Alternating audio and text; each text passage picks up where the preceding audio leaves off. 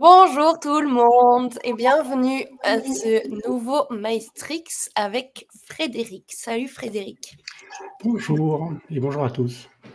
Aujourd'hui, on parle de no-code et Frédéric, puis qui a beaucoup d'expérience là-dedans et dont c'est le quotidien, il va venir nous faire une démo d'un produit no-code qu'il a sorti pour un de ses clients.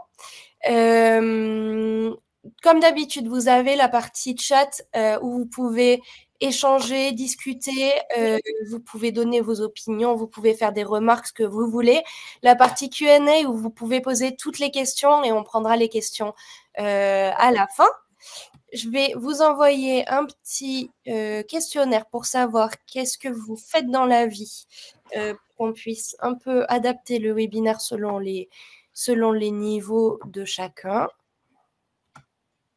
Hop, vous voyez normalement le formulaire apparaître. S'il n'y a rien qui correspond, si c'est autre, n'hésitez pas à dire dans le chat ce que vous faites. C'est toujours intéressant. Et bonjour à tous, je vous vois tous dans le chat. Je vais laisser Frédéric se présenter. Bon, du coup, je te laisse lancer la présentation que je n'ai pas lancée au départ. Okay. Et comme ça, tu vas directement sur la slide de présentation. Tu peux nous en dire un peu plus sur toi. Ça marche. Alors, bonjour à tous, et merci Julie, et merci à tous d'être là. Donc, je m'appelle Frédéric Mousselan. Alors, moi, j'ai un parcours, j'ai envie de dire, un peu comme tout le monde, atypique.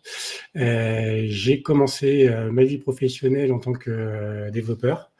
Donc, en 99, c'est pas hier.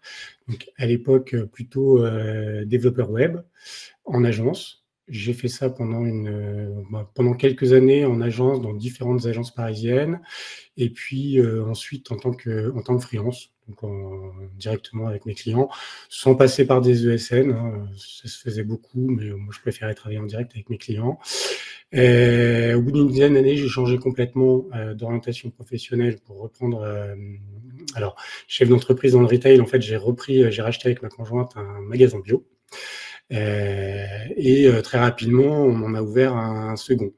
J'ai fait ça pendant quelques années, donc dirigeant d'une TPE avec beaucoup d'opérationnel, donc une TPE, donc pas énormément de moyens, des gros besoins de digitalisation, mais du coup pas forcément les budgets. Et ce qui m'a amené à envisager de me remettre un petit peu dans le dev pour créer mes propres outils dont j'avais besoin. Et alors j'ai repris, forcément j'étais resté déjà quelques années sans un seul pied dans le code, dans le dev, donc ça a été un petit peu dur, mais j'ai réussi quand même à remonter un petit produit avec un framework de développement front-end, Angular, du Symfony derrière, enfin plein de joyeuses choses très techniques. Mais rapidement, je me suis rendu compte que c'était compliqué de mener ces deux activités de front, chef d'entreprise avec beaucoup d'opérationnel, et puis me reformer en tant que développeur. Donc j'ai un petit peu abandonné l'idée jusqu'à ce que je tombe tout à fait par hasard sur un outil que probablement beaucoup d'entre vous connaissent, qui s'appelle Airtable. Et moi, en tant qu'ancien expert en base de données relationnelles, je me dis ça c'est un outil qui est top pour moi parce que je vais déjà pouvoir faire des choses. J'ai commencé à jouer avec et j'ai mis en place les fameux outils dont j'avais besoin, avec des connexions derrière, avec Integromat, ça s'appelait comme ça à l'époque. Maintenant, ça s'appelle Make, que tout le monde connaît. Et donc, j'ai commencé à construire comme ça mon petit produit digital pour mes magasins. Et c'est comme ça que j'ai découvert qu'il y avait d'autres outils aussi qui étaient estampillés no-code. J'ai découvert le Slack No-Code France. Et du coup, j'ai parcouru un petit peu la liste des outils qui faisaient partie de cet univers no-code.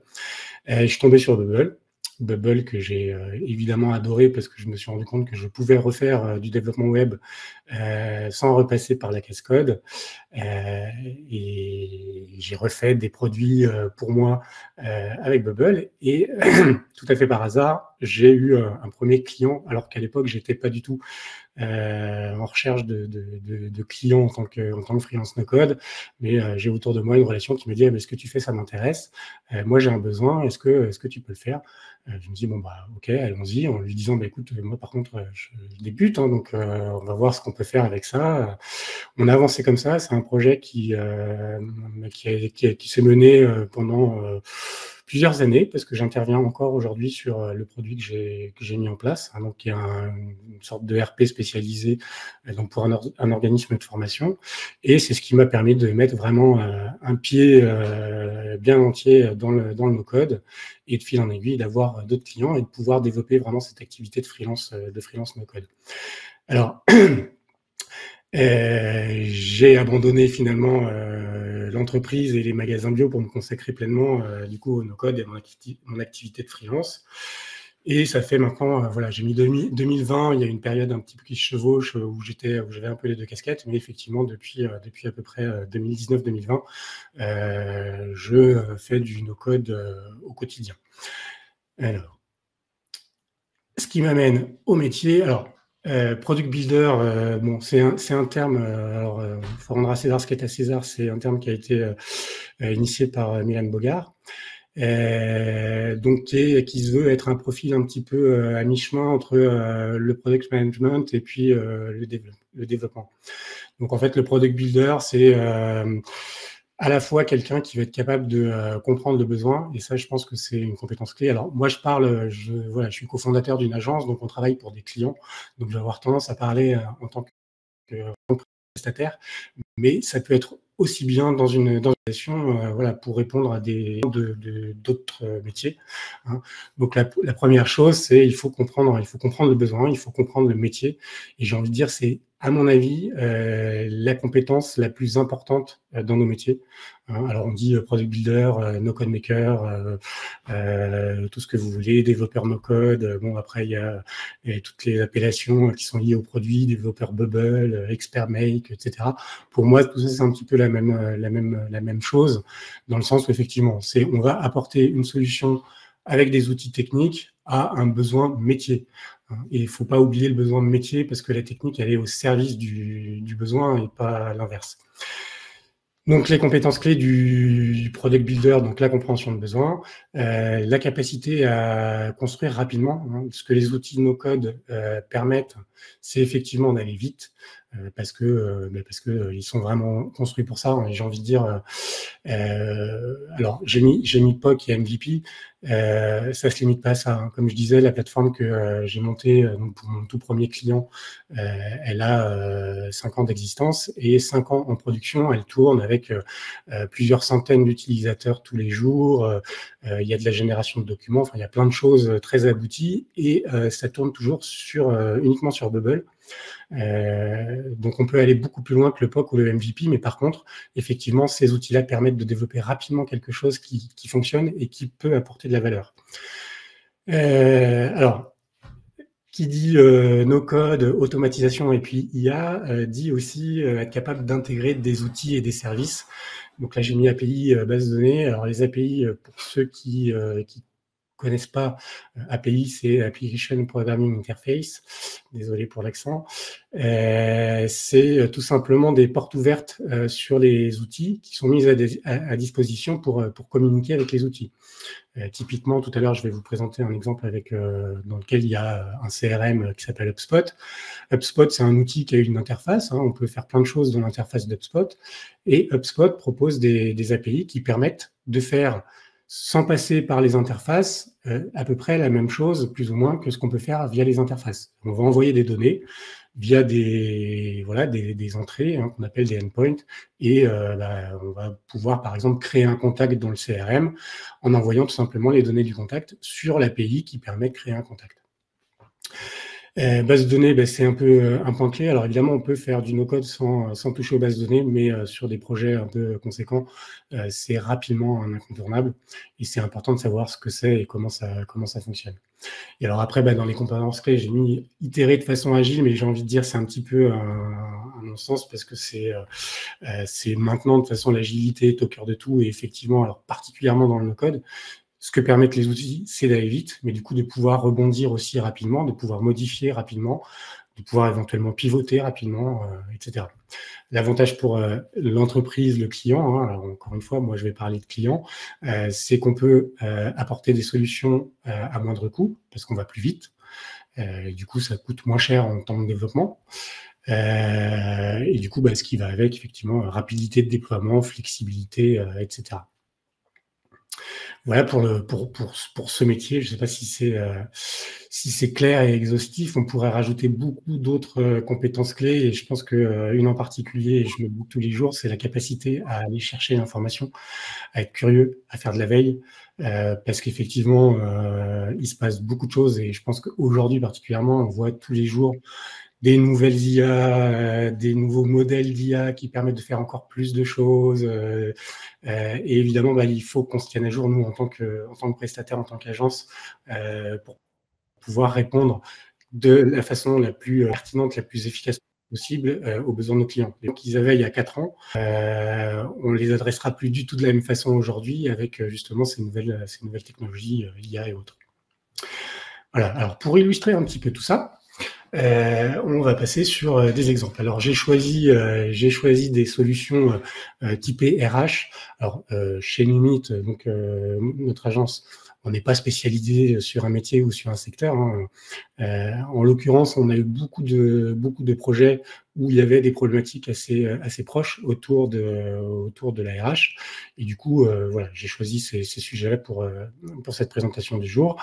Et tout à fait par hasard, hier matin, en écoutant France Info, il y avait un petit passage aussi justement sur l'IA et la RH, où on avait un témoignage d'un côté de quelqu'un qui recherchait une offre d'emploi et qui expliquait comment il avait utilisé l'IA pour optimiser sa recherche d'emploi, et de l'autre côté, une RH qui expliquait comment elle utilisait l'IA pour améliorer la génération de ses offres d'emploi, le matching de CV, des choses comme ça. Voilà, donc je me dis c'est fort à propos, et j'ai vu encore ce matin passer un post où il était question de 72%, je crois, des services RH qui disaient utiliser ou pensaient à utiliser l'IA dans leur process. Donc, l'IA et le no-code, ça peut faire quoi dans des problématiques RH? Alors, il y a effectivement, j'ai mis quelques exemples, il pourrait y en avoir beaucoup d'autres. La refonte de CV et la génération d'offres d'emploi. Alors, la refonte de CV, c'est ce que je vais vous montrer juste après. Le suivi des processus de recrutement, le matching candidat-offre d'emploi. C'est aussi quelque chose que je vais vous décrire. De l'analyse de CV, on peut faire effectivement des analyses de CV poussées. Alors, je pense il y a beaucoup de ces exemples-là qui peuvent être faits directement avec une IA, ChatGPT, Mistral, Claude, où on peut le faire chacun chez soi en lui balançant son CV et lui demander de nous faire des retours, évidemment en lui donnant des indications précises et sur ce qu'on veut en résultat. Mais moi, ce que je vais vous montrer, c'est comment on l'intègre dans un processus métier pour une entreprise. Donc, je vais vous partager, alors je vais vous présenter trois cas d'usage. En l'occurrence, j'ai choisi, alors j'aurais pu vous montrer du Bubble, mais peut-être que ça aurait été un petit peu plus loin, un petit peu plus fastidieux. Pour les besoins de la présentation, j'ai choisi 2 scénarios make. Et le 3e cas d'usage, je ne vais pas vous montrer les détails techniques parce que ça serait trop long. Je vais vous montrer un petit schéma en vous expliquant comment ça fonctionne. Donc, le premier, c'est l'intégration d'un nouveau contact dans un CRM. Alors typiquement, alors c'est des cas que j'ai repris de réalisation qu'on a fait pour des clients, plus ou moins pour le même client. Enfin, il y a plusieurs clients avec les mêmes problématiques. Donc voilà, j'ai extrait des petits morceaux.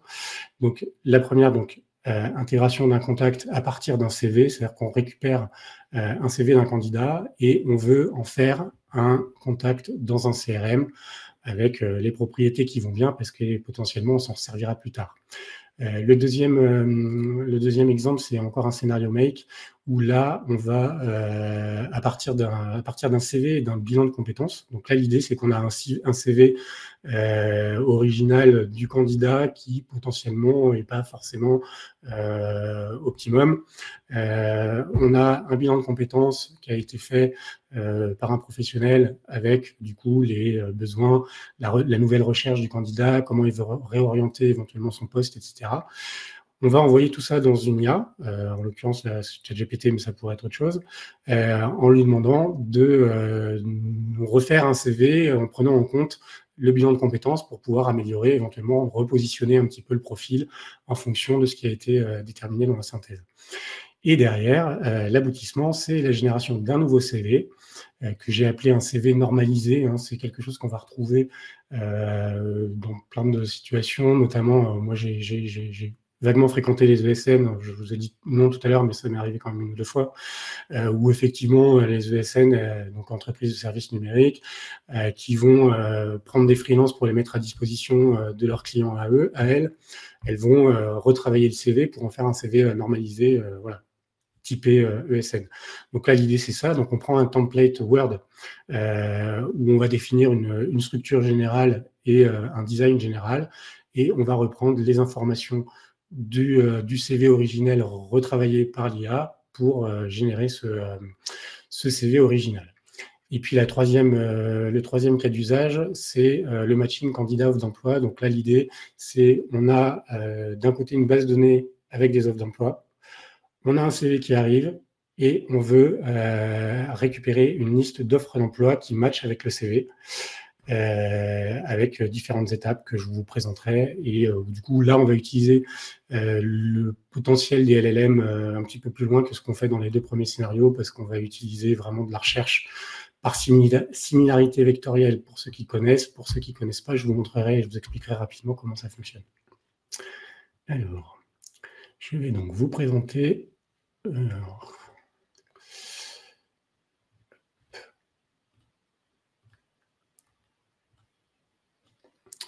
voilà. Alors, pour ceux qui ne connaissent pas Make, donc Make, c'est un outil d'automatisation.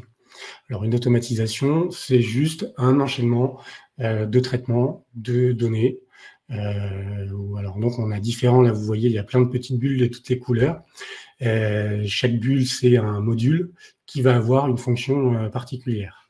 Donc, typiquement, là, on a par exemple les modules, des modules jaunes qui sont des modules Google Drive, donc qui vont manipuler des fichiers ou des dossiers. On a des petits modules orange avec le logo HubSpot. Donc ça, c'est les modules d'HubSpot.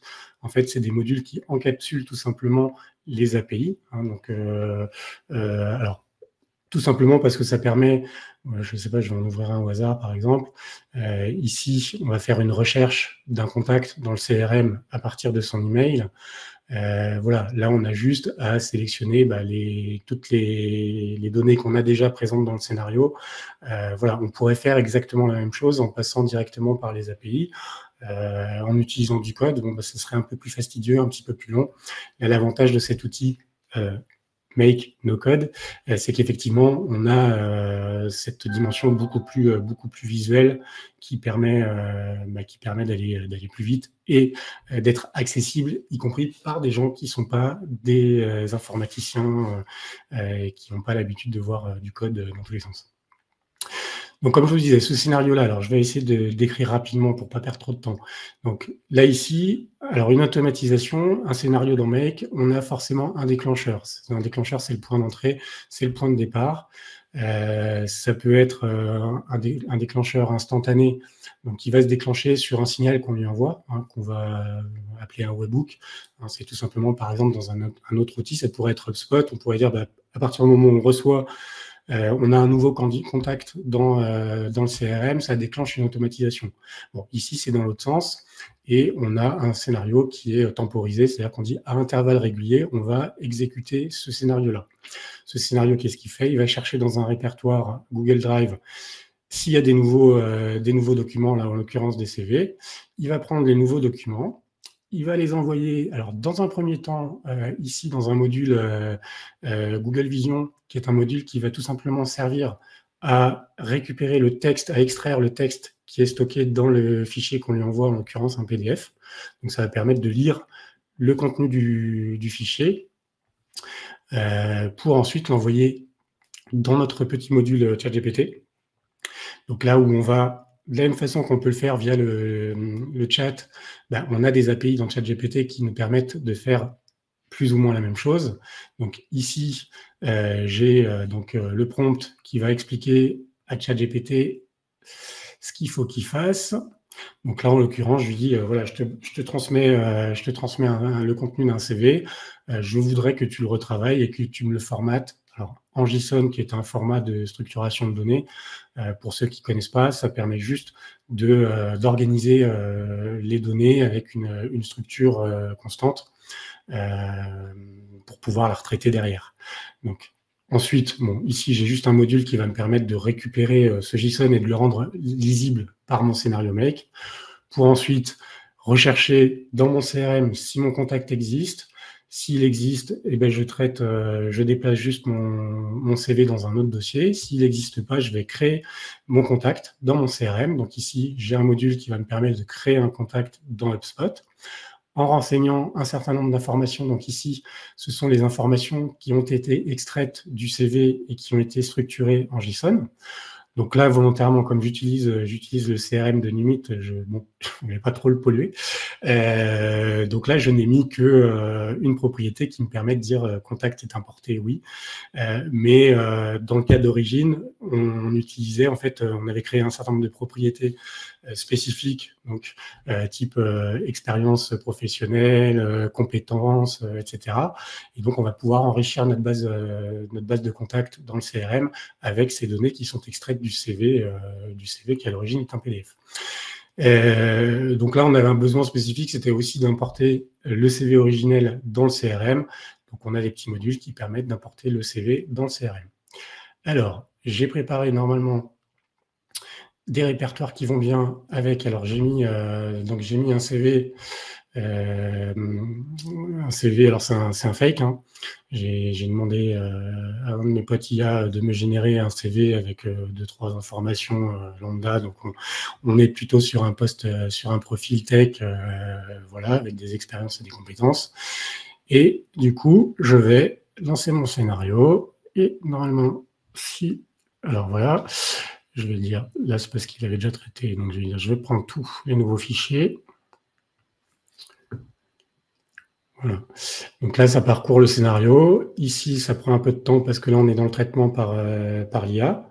Donc l'IA a fait son travail. Elle a généré donc un JSON qu'on peut regarder. On peut regarder ici le contenu de ce qu'on a récupéré à partir du CV texte. Hein. Donc là, c'est l'IA qui a reformaté un petit peu tout ça, restructuré, pour finalement envoyer dans le CRM. Donc je vais vérifier dans mon CRM. Voilà, j'ai mon nouveau contact qui a été importé. Avec les données qui vont bien. Et je retrouve donc ici le CV. Donc ça, c'est le CV que je lui ai transmis. Hein. Donc j'avais fait pareil un fake, c'est le fake en l'occurrence qui a été importé. Et donc voilà, donc ici, je pourrais très bien remplir ma base de données contacts.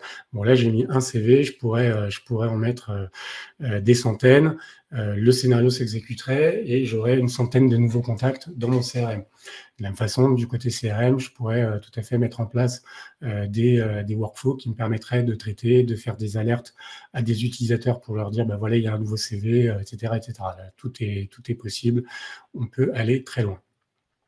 Ce qui nous amène au deuxième scénario.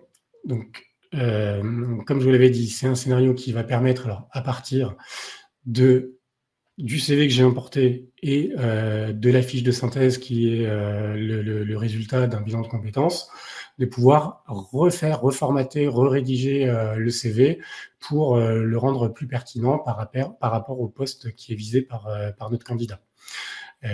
Donc là, j'ai fait à notre candidat fake une fausse synthèse. Hein, donc pareil, hein, merci l'IA qui m'a généré ce bilan de compétences. Bon, là en l'occurrence, c'est pas très éloigné du CV que j'avais transmis, mais voilà, ça permet de faire le test. Donc ici, je vais retrouver les mêmes petits modules. Hein. J'ai un module qui va me permettre de récupérer le contenu de la fiche de synthèse. J'ai un module IA qui va me permettre du coup de faire mon nouveau traitement. Donc là, j'ai un autre prompt qui va me permettre de dire à l'IA, ben voilà, je te transmets un CV, une fiche de synthèse. Je voudrais que tu me refasses le CV, alors avec le format JSON que je lui donne. Hein. Et donc, le petit module JSON qui me permet de récupérer tout ça avec sa structure pour pouvoir ensuite faire la génération du nouveau document. Là, en l'occurrence, on génère un document Word. On pourrait générer du PDF, hein, il suffirait de rajouter un petit module, voire même juste de modifier un module de sortie. En l'occurrence, là, on voulait du Word. Donc, on construit à partir d'un template que je vais vous montrer aussi. Donc là, le template de CV, donc j'ai fait une mise en forme rapide. On a un système de balisage, hein, vous voyez les petites accolades, des dièses, des crochets dans tous les sens. Tout ça, c'est ce qui nous permet de définir un petit peu la structure de ce qu'on veut récupérer. Donc ici, j'ai mes balises formation, bah, je vais aller récupérer dans mon scénario ce qu'il y a dans mon JSON qui est dans une liste de formation. Voilà. Et alors bon, bah, là, il a l'air compliqué, mais c'est très simple. Hein, c'est qu'on va traiter séparément chaque liste d'items. Hein, donc d'un côté les formations, d'un côté les compétences, d'un côté les expériences. Voilà. Et alors, je lance mon petit scénario. Donc rebelote.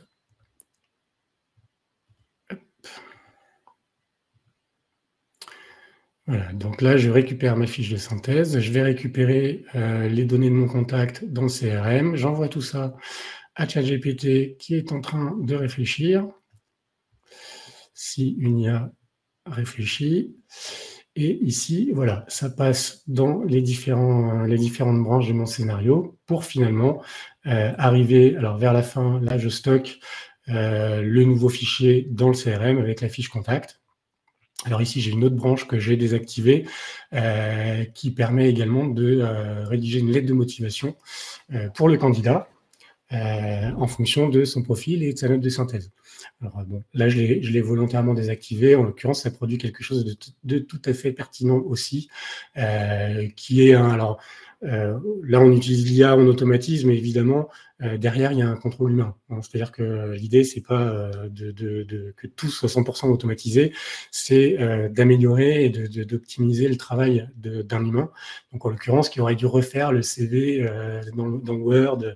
Et Dieu sait que c'est une partie qui peut être très chronophage, mais le CV, il sera relu par une personne, là, en l'occurrence. Normalement, voilà, j'ai mon nouveau CV qui est arrivé ici. Alors, comme c'est un document Word, je suis obligé de le télécharger et je pense que je ne vais pas pouvoir vous le montrer comme ça. Alors, je vais quand même essayer d'arrêter le partage et de repartager voilà, le CV. Voilà ce que ça donne. Donc là, ici, on a volontairement limité le nombre d'expériences, etc., mais on retrouve bien les informations qui étaient dans mon CV initial. Le résumé, donc, ça c'est vraiment la prose de l'IA qui fait ça assez bien. Et voilà. Et là, j'ai un CV qui est normalisé. Hein, donc, si j'en fais 50, ils auront les 50 à peu près cette présentation.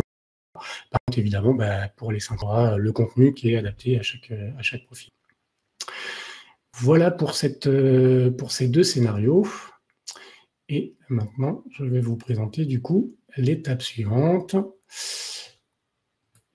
à savoir, voilà. Alors là, l'idée, c'est donc on a généré un CV, on a fait retravailler un CV par l'IA. Voilà. Là, on a une autre problématique, c'est le matching. Le matching, c'est quoi? C'est d'un côté, on a donc une base de données que j'ai représentée ici, avec, alors en l'occurrence sous Xano, hein, qui est un outil no-code aussi, qui est un système de gestion de base de données. Donc, grosso modo, c'est un Airtable un petit peu plus poussé, c'est-à-dire qu'on est plus proche quand même d'un système de gestion de base de données classique, comme les grands SQL Server, Oracle, MySQL, Postgre, etc. Mais c'est un outil no-code, donc qui permet aussi de faire beaucoup de choses sans passer par du code. Mais on a toujours la possibilité éventuellement de rajouter du code et d'aller un petit peu plus loin.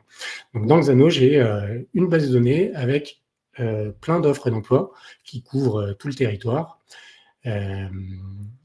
La base de données est remplie. Je vais transmettre donc à Xano. Donc Xano, c'est un back-end. Hein, donc il y a la partie base de données et il y a une partie outil de traitement. Hein, c'est-à-dire que on va avoir un petit peu comme ce qu'on fait Make. Hein, on peut tout à fait mettre en place des automatisations dans Xano. Et du coup, on va pouvoir faire appuyer ces automatisations sur le contenu de la base de données. Donc là, en l'occurrence, de ma base de données d'offres. Donc j'envoie le CV d'un candidat. Donc, je peux l'envoyer sous la forme JSON que j'ai récupéré tout à l'heure, par exemple. Je vais extraire de son CV ou, là, en l'occurrence, c'est dans le CRM, on a la localité de recherche d'offres d'emploi avec un périmètre donc sous forme d'une distance. Là, je vais utiliser dans un premier temps les API de Google pour récupérer les coordonnées géographiques de la localisation de recherche, donc latitude, longitude. Et puis, dans ma base de données, je vais faire une première requête qui va me permettre d'extraire les offres qui sont dans la localisation de recherche. Donc là, je vais du coup avoir un premier résultat avec les offres qui correspondent à la localité. Alors, ces offres, je les ai, quand elles ont été intégrées dans la base de données, je les ai un petit peu transformées. J'ai rajouté une propriété pour chaque offre dans la base de données où j'ai enregistré en fait la représentation vectorielle de l'offre. Alors là, c'est un petit peu technique, mais les LLM et l'IA permettent en fait de représenter de façon numérique, sous forme de vecteurs, de listes de vecteurs, un contenu texte. On va parler de contenu sémantique. On va avoir une représentation sémantique d'un texte. Donc chaque offre, elle a sa représentation sémantique sous forme de vecteur, et le CV que je vais envoyer va avoir une représentation sémantique de la même façon. Alors ça permet tout simplement derrière de pouvoir faire une comparaison beaucoup plus rapide que d'aller faire de la recherche textuelle dans les offres d'emploi, etc. Donc là, une fois que j'ai ma première liste d'offres qui sont filtrés par localisation, je vais faire une recherche par similarité vectorielle. C'est-à-dire que je vais prendre mes vecteurs de mon CV, mes vecteurs de l'offre d'emploi, et je vais dire, donne-moi les offres qui ont une similarité supérieure à 0,5, par exemple. Donc là, on va du coup récupérer une liste d'offres qui matchent avec le profil du candidat que j'ai envoyé. Et du coup, alors, ça match, mais bon, il peut y avoir encore des petites subtilités qui font qu'une offre ne va pas parfaitement matcher avec le CV. Donc là, j'ai une autre étape où je vais aller renvoyer donc ma liste d'offres extraite par similarité, le CV du candidat, et je vais renvoyer ça à une IA pour lui dire, voilà, j'ai une liste d'offres, j'ai un CV, je voudrais que tu me donnes les offres qui répondent au profil que je t'ai envoyé. Où là, du coup, on va spécifier à l'IA de regarder si l'offre, par exemple, exige l'anglais courant, il faut que dans le CV, ça soit spécifiquement explicité, soit un niveau du TOEIC, soit anglais maternel, enfin voilà, des choses comme ça, ce qui va nous permettre au final d'avoir des offres qui sont effectivement en matching presque parfait avec le profil du candidat. Voilà. Et sans le savoir, comme Monsieur Jourdain, on a construit ce qu'on appelle un RAG. Hein, donc c'est cette idée d'avoir une automatisation avec l'IA où on va avoir plusieurs niveaux pour finalement avoir un résultat pertinent. Voilà. C'en est tout pour cette présentation. J'espère que c'était assez clair et que je n'ai pas été ni trop long. Non, vraiment parfait, très clair. Enfin, moi, j'ai trouvé ça très clair. Vous pouvez dire dans le chat ce que vous en pensez. Mais non, c'était très intéressant. Merci beaucoup, Frédéric. Je prends le relais brièvement pour vous dire que chez Maestro, on organise régulièrement donc, des webinaires sur le no-code et sur le product management. Vous pouvez nous retrouver, vous pouvez vous inscrire sur Meetup pour être au courant de tous les prochains événements qu'on organise. On en organise aussi dans nos locaux sur Paris, des tables rondes, des rencontres. Donc, vous serez au courant en vous inscrivant sur Meetup, mais aussi en nous suivant sur LinkedIn. Et sinon, vous avez toutes les informations qui sont aussi sur notre site de John Maestro.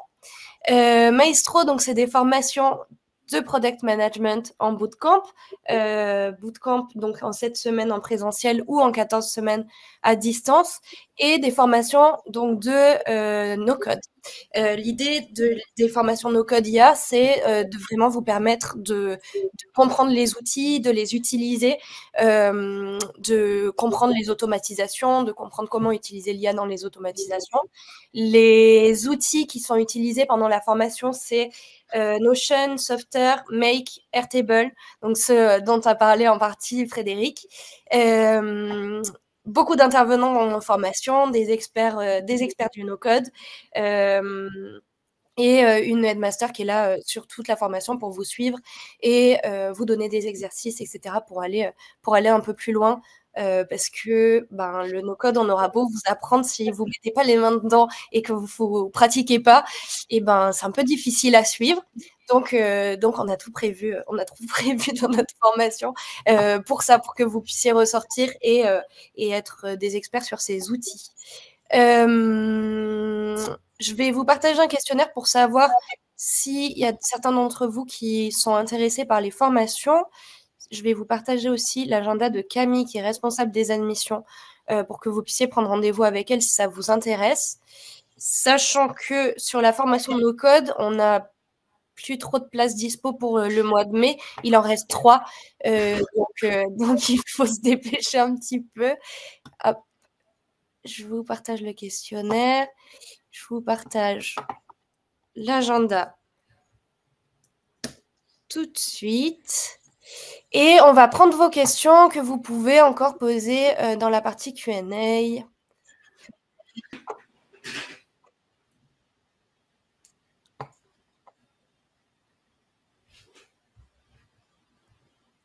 Alors, j'ai une question de Clémence qui demande une raison pour laquelle vous utilisez Make plutôt que Zapier. Elle a du mal à choisir entre les deux.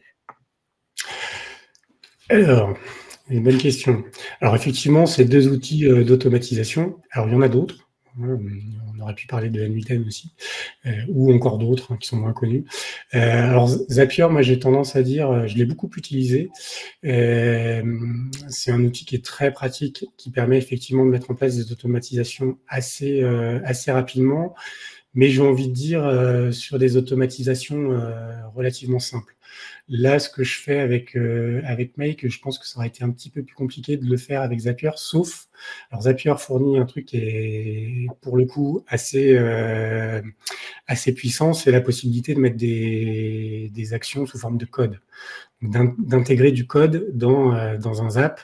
Et là, effectivement, j'aurais peut-être pu faire la même chose en mettant du code. Mais du coup, on perd un peu l'intérêt du no-code. Make, on reste vraiment sur du no-code. Alors, il n'y a pas cette possibilité d'injecter du code, mais par contre, du coup, on a des outils sous forme de fonctions qui permettent de traiter de la donnée de façon assez efficace. Donc, ça serait un challenge à lancer de faire la même chose sur Zapier. Je relèverai pas le défi parce que Zapier, c'est pas mon outil de prédilection. Mais voilà, il y a plein de choses qu'on peut faire avec Zapier. Moi, j'ai plein d'exemples. Quand on débute, à la limite, si on veut débuter sur les automatisations, je pense que Zapier est plus accessible. Donc, je conseillerais plutôt de commencer par Zapier et éventuellement, dans un second temps, de monter sur Make ou sur N8N, qui est encore un petit peu un niveau au-dessus en termes de difficulté, de courbe d'apprentissage. Quelqu'un qui demande Notion peut remplacer Make ou c'est mieux de travailler avec les deux? Alors là, c'est des outils qui sont complètement différents.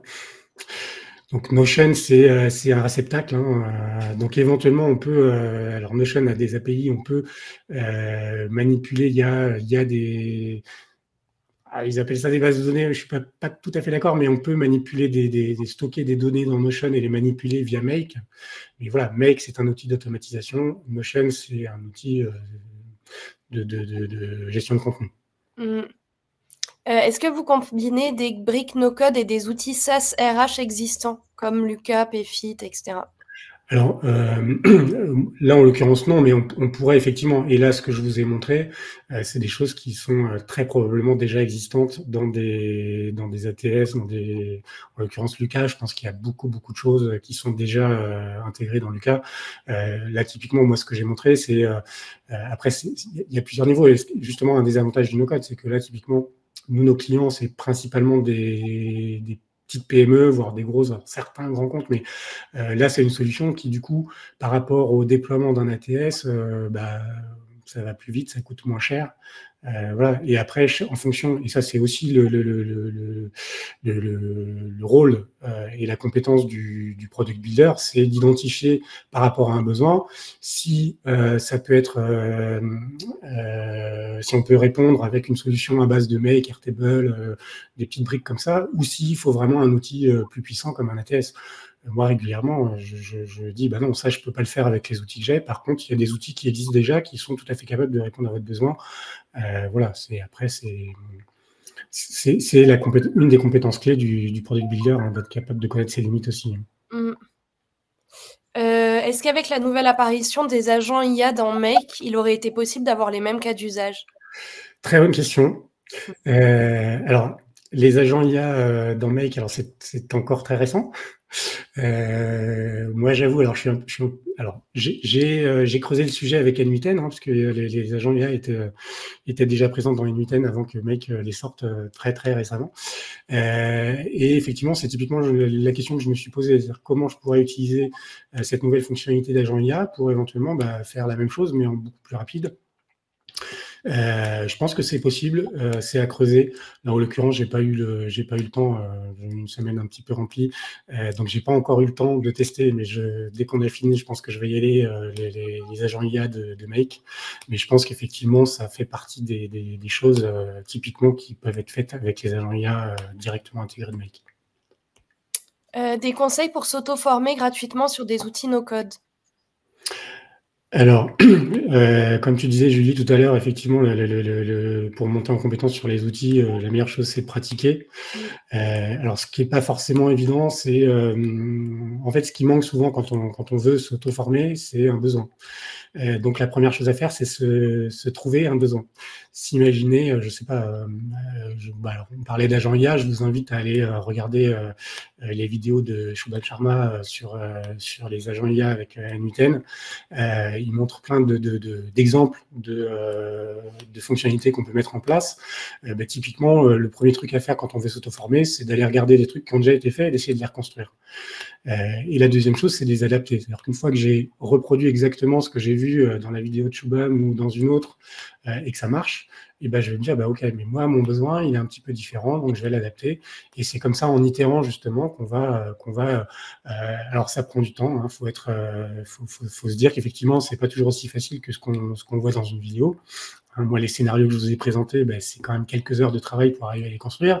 Avec parfois, ça marche pas, je comprends pas pourquoi, donc je vais aller regarder ce qui se passe, et puis je vais parfois perdre 2 heures à corriger un petit truc. J'ai oublié une majuscule quelque part, ou je me suis trompé dans le nommage d'une variable. Enfin voilà. Donc il faut être motivé et s'acharner un petit peu et arriver à un résultat. Shaima qui demande à quel point ça reste performant quand il s'agit de big data, notamment avec des Google Sheets qui risquent de bugger rapidement. Alors, ça fait partie des choses qu'il faut analyser dès le départ. C'est-à-dire, quand on construit une solution, il faut envisager toutes les contraintes, et notamment les contraintes techniques et les contraintes de volume, le besoin de scalabilité. C'est-à-dire que quand on construit une solution, voilà, si ça marche, enfin, faut pas se dire que si ça marche pour 1, ça marche pour 100 000. Parce que peut-être qu'il y a effectivement une limite de volume qui fait que ça marchait pour 1, pour 10, pour 100. À 10 000, ça tient plus la route. Donc, parfois, effectivement, quand on met en place des solutions comme ça, alors moi, Make, par exemple, je l'utilise aussi pour faire de la synchronisation entre différents outils où on a des gros volumes de données. Je sais que Make a des limites sur le traitement de gros volumes de données et que parfois, ça peut être pertinent d'aller chercher un autre outil, alors pourquoi pas N8N ou Xano, qui peut être un outil d'automatisation aussi et qui, lui, va être capable de traiter des plus gros volumes parce qu'on a la possibilité de stocker en base de données. Voilà. Donc ça, c'est des questions à se poser quand on est en phase d'analyse de besoins. Est-ce que vos solutions permettent de faire du web scraping des profils sur LinkedIn? Alors, il y a des outils no-code qui permettent de faire du scrapping. Alors, Bon, j'ai envie de dire, alors il y a plusieurs problèmes. Il y a un problème, on est en France, en Europe, il y a des problématiques de protection des données, donc du scrapping de LinkedIn, bon, c'est un petit peu limite déjà. L'autre problématique, c'est qu'effectivement, LinkedIn, comme beaucoup de plateformes comme ça, protège rigoureusement leurs données. Donc, il y a peu de possibilités pour aller scraper du LinkedIn parce que, voilà, alors techniquement aussi, on peut y arriver, mais c'est quand même complexe. Et après, il y a des outils sur le marché qui permettent déjà de récupérer pas mal de choses. Donc là, pour le coup, moi, j'ai envie de dire, je vous inviterai à aller regarder ce qui existe déjà et ce qui fait déjà une partie du boulot. On va s'arrêter là parce qu'on a un tout petit peu dépassé le temps. Merci beaucoup à tous pour toutes les questions que vous avez posées. Je suis désolée pour ceux pour lesquels on n'a pas pu prendre les questions, mais n'hésitez pas à peut-être contacter Frédéric si vous voulez aller plus loin sur les sujets. Merci beaucoup Frédéric, c'était très clair, très pertinent et très concis à la fois. Donc vraiment bravo parce que merci à toi. C'est pas simple comme exercice. Et ben, on se retrouve bientôt pour des prochains Maestrix. Vous savez où nous retrouver. Merci 1000 fois à tous et bon appétit, bonne journée. Merci à tous, bonne journée. Au revoir, Julie.